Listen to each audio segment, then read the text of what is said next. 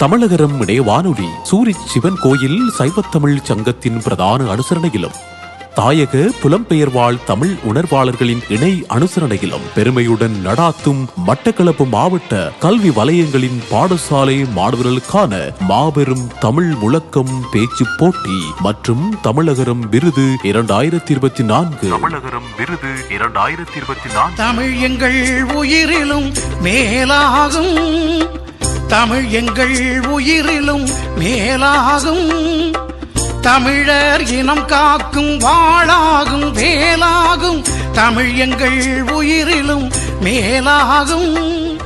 தமிழகரம் இணைய வானொலி நடாத்தும் தமிழ் முழக்கம் பேச்சு போட்டியில் நடுவர்களாக கலந்து சிறப்பித்துக் கொண்டிருக்கும் மதிப்பிற்கும் மரியாதைக்கும் உரிய நடுவர்களே, இப்போட்டிக்கு வருகை தந்திருக்கும் ஏனையோர்களே, உங்கள் அனைவருக்கும் இந்நேர வணக்கங்களை தெரிவித்துக் கொள்கின்றேன்.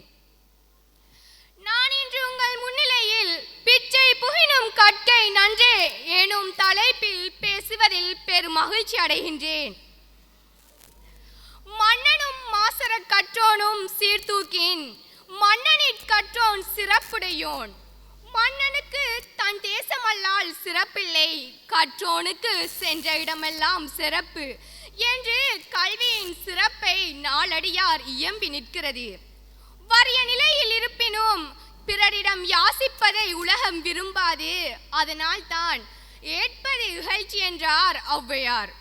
ஆனால் பாண்டிய மன்னன் அதிவீர ராம பாண்டியன் பிச்சை புகினும் கற்கை நன்றே என்றதற்கு ஒரு தொடராக கற்கை நன்றே கற்கை நன்றே, பிச்சை புகினும் கற்கை நன்றே, பிச்சை பெற்றேனும் படி என்று கல்வியின் அவசியத்துவத்தை வலியுறுத்தி கூறியிருக்கின்றார்.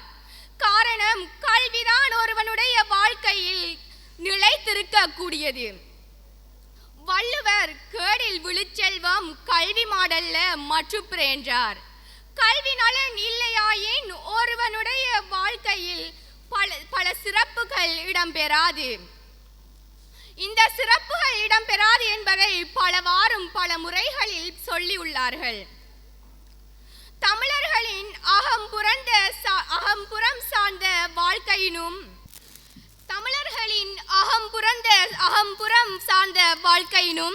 கல்வி அறிவினும் பல சூரிச் சிவன் கோயில் சைவ தமிழ் சங்கம் மற்றும் தமிழகரம் இணைய வானொலி நடாத்தும் தமிழ் முழக்கம் 2024